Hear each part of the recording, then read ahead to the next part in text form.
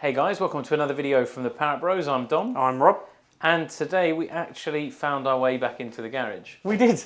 It's been a few months. It's been a while. I'm trying to remember how long it's been. Well, I think the engine could have possibly gone bang in about April time, maybe? Yeah, so it's been the whole summer. We've seen a summer. The summer's come and gone. We just thought we'd share with you kind of what's been going on, what happened, why we've been taking so long, what we have and haven't done, and all of that kind of stuff. Quite a lot we haven't done. Right, should we start with, so we took it out in April time when it blew up. Yep. And then we've just taken 6 months to rebuild it. There you go. So yeah, I mean the thing is, so it blew up, and then of course you can't just go and buy another engine because to IVA it, obviously we have used everything from that one Mazda, and we wanted to keep it like that, didn't we? So, yeah, we did. And of course, if something blows up, you build it bigger and better next time. Well, yeah, if we're ever going to go to more forced induction or anything else, it's always worth preparing the engine to suit. Plus, you could buy another engine for 500 or 600 quid, stick it in, and then a month later, exactly the same thing happens. Yes. So it's always good to do a bit of root cause analysis to see what actually failed in the first place. And what did fail, Rob? So we believe it was the oil pump failed. Inside the Mazda OEM oil pumps, they have a pressure relief valve, and it's a steel piston in an aluminium body, and we believe that seized open, so then there was no pressure of oil getting to the head, which meant the cams, they run in a machined part of the aluminium head. They just ran with no oil, that got hot and blocked the hole and then seized up. Have we got some pictures of that? Do we have some pictures of the damaged cams? I think we did. Possibly, yeah, I think we do. So hopefully Dom can be sharing. We'll stick them in. So talk us through what have you done, because I haven't done anything.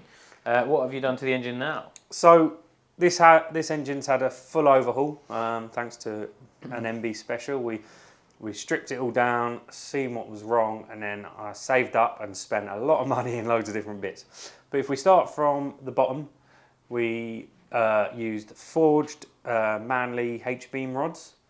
So they're good for quite a lot of foot-pounds, like of torque when you go turbo, if you go turbo or anything else.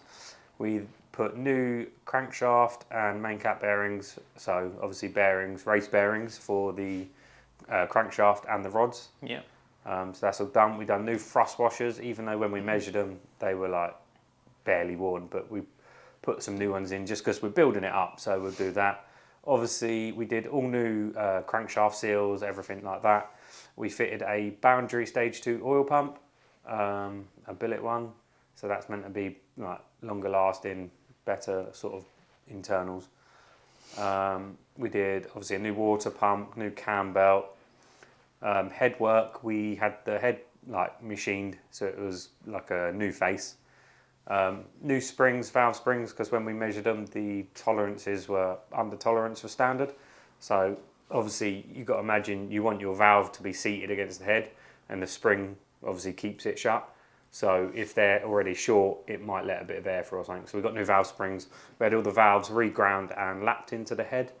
A new Cometic head gasket with ARP head studs.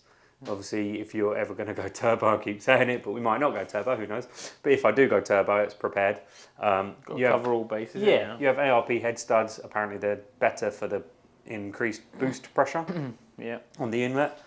What else did we do? We had our injectors flow tested and cleaned. That was a great little job. We made some other little bits, got some more bits anodised. But I think that's a general overhaul for the engine. We obviously You've done a light forging. Yeah, light forging. Rods, similar to the 1.8 turbo stuff, really, because the pistons are fine. Yep. It was just rings, new rings, rods, and then just a light build. And I mean, the thing is, that should then see you through 100,000 miles, whether you keep it stock, whether you turbo it, whether you do some sort of throttle body or some sort of upgrade. Even if you, I mean, you could stroke it, but then that requires pulling it out again. And yeah. Well, if we ever do go bigger and we need to put pistons in, we can always buy another block and do that. So, and we can do that in the background. The headwork wise, I don't think it really needs much. You can put some cams in it, but they're easily accessible. The valves, I think they're pretty good for anything that the horsepower that the kit car could handle.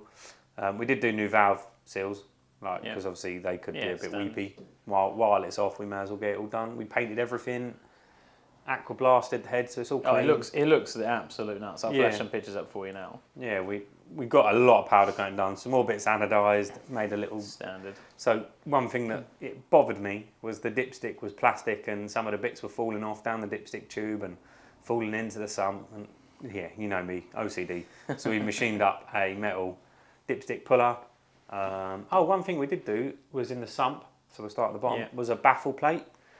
Skid Nation one, so it means when you're on track or anything, if you brake hard, it stops the oil from sloshing out to the front, so it keeps it sort of retained where your oil pickup is. It just helps. It's another little thing. Did they not put any baffling in when they shortened the? There is a baffle, Yeah. so they drill a hole, make some slots, so there's a bit of baffle, but around the standard Mazda plate, there's quite a big gap. Oh, okay. So this sort of keeps all the oil sort of underneath the pickup pipe, ready to go. Yeah, I think the most important question is what have you spent on parts? How long is a piece of string? Which is, I mean, it's not a cheap job. I mean, No, if you were to no. price up an engine build, especially if, and this is based on you doing it yourself with Yep. no external outlay apart from head skimming and polishing and that kind of stuff. Yeah, well, we had The deck in the head and stuff. the other bit we did have, I forgot. We had the crankshaft. Obviously, when you're getting an engine built, get stuff balanced and get your head your crankshaft like I can't think what they call it. Clock it. They can check that it's straight and they can measure the journals to make sure there's no wear. So then when you fit your bearings, it is the right size, and obviously you can plastic gauge it to check that. But they mirror polished the crankshaft, made sure it ran true, because obviously you don't want a bent crankshaft. It's possible. So they've done all that. They mirror polished all the crank, made sure that was nice, and then they checked the bores in the block and just give them a deglaze.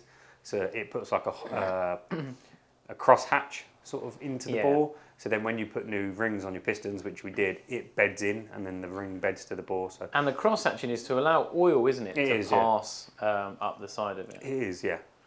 for a what do they call it? Non-interference pass.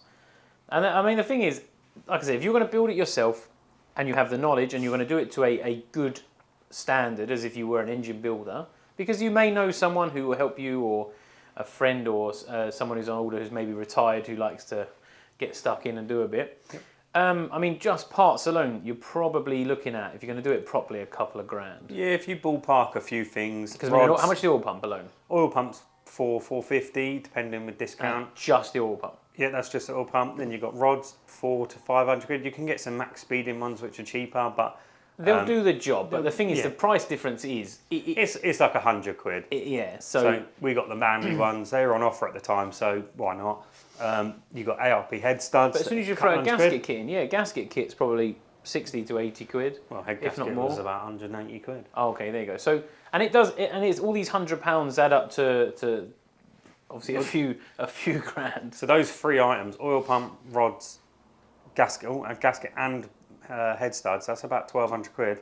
Yeah. Valve springs, oil seal, other bits. So I mean, it's not a job to be taken lightly, and that's half the reason why it's taken so long. Yeah, because I don't have loads of dispendable cash because I'm getting married next year. And the fact that you have obviously bought this kit outright, you buy all the bits, you put all the nice carbon, all the posh wheels, and all that kind of stuff. Plus, you got into an accident, yeah? I did, yep. So I was involved in a car accident about just nearly 4 months ago now, and I actually couldn't feel my hand. So it's not been any use when building an engine to not be able to feel your hand because you need to use it. And it was my right hand, so it was dominant. Yeah. So that was a bit of a pain. But we got there with massive help from everyone that's been involved with it. It's looking like...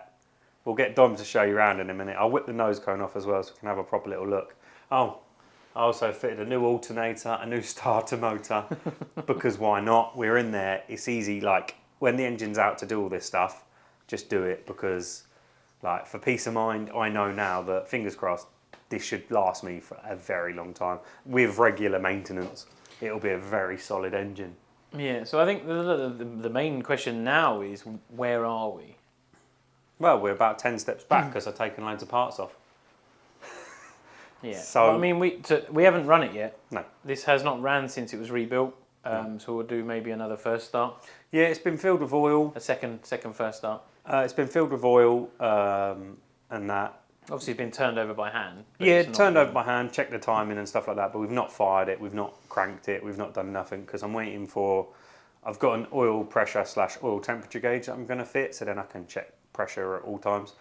I think the importance with that is as well is if you're going to do track time, an oil pressure and oil temperature gauge is probably the most important gauge. Yep. Because if you suddenly go incredibly hot, Yep. you obviously need to let off and get it cooled down, do some cool down laps. Or if you lose pressure, turn it off. Yep. Then you'll save your engine. Yeah. So Hopefully. we fitted an oil temperature in the sump because that's going to be the most reliable. Because you can take it off the block, but then the block withholds heat. Yeah. So we've put in the sump direct into the Aluminium sump. Yeah. So directly into the oil sort of pickup area.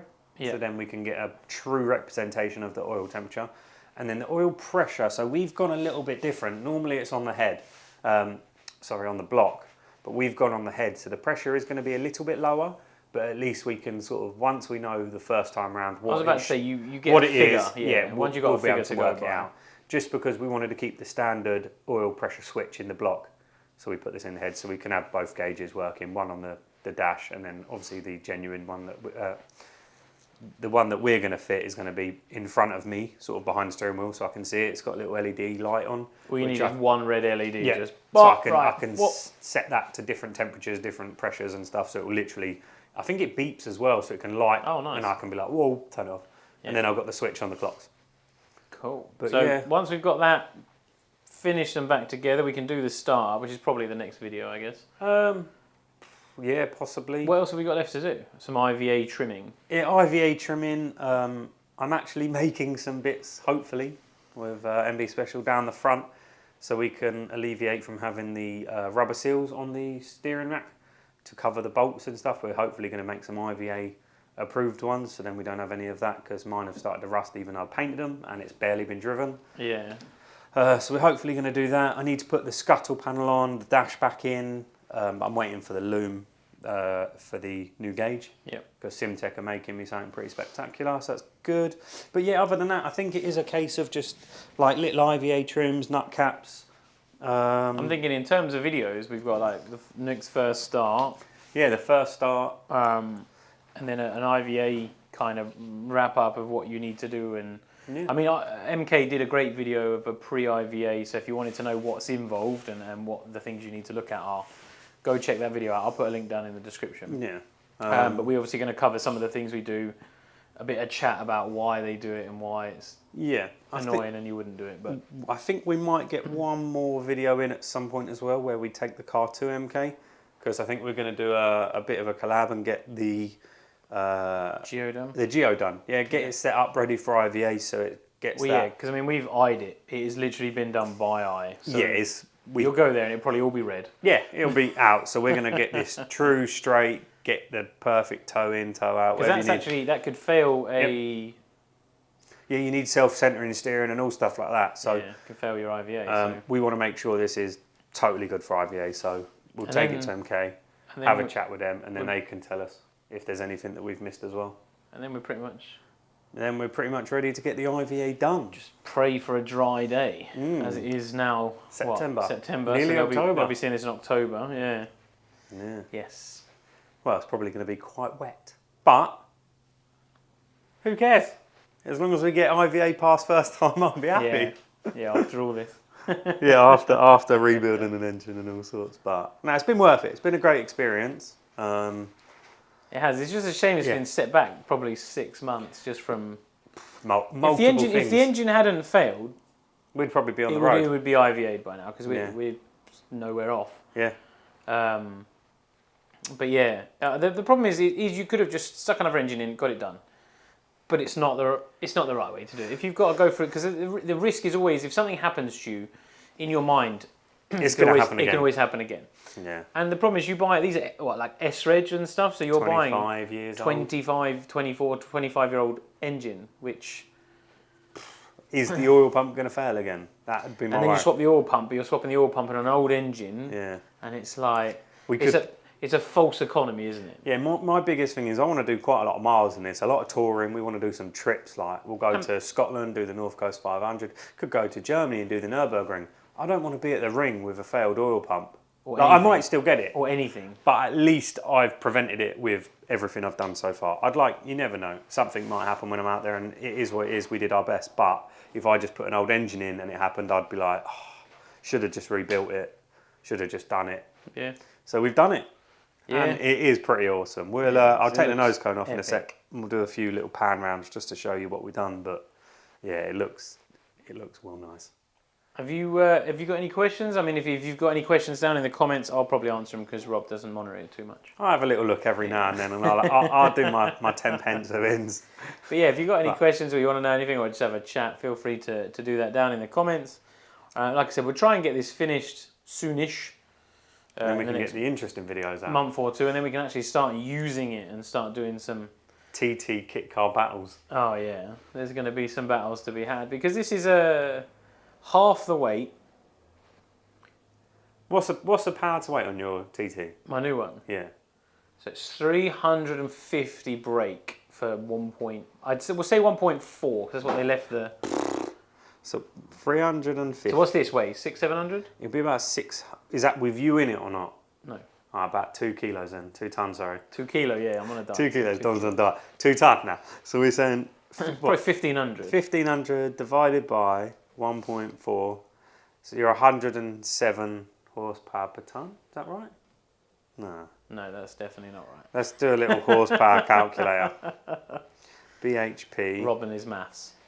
Well, I mean, if you halved it for 750 kilos, I would be 175 brake.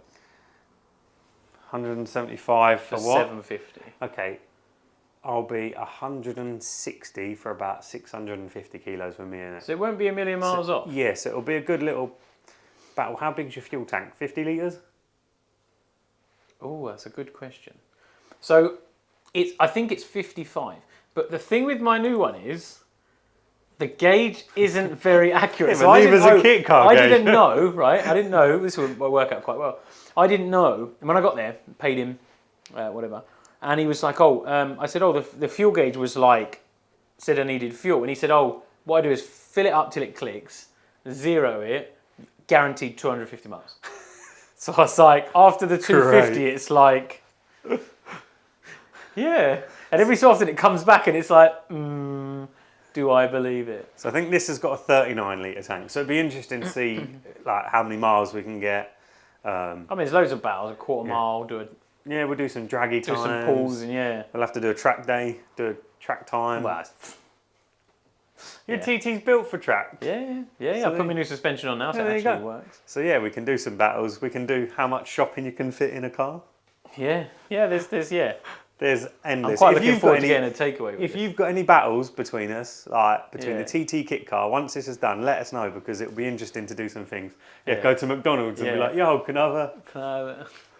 tat tat? But yeah, Yeah, it's nice to be back in the garage. it is. And hopefully we'll be back in more and you'll be seeing a lot more of us. But until next time, guys, thanks for watching.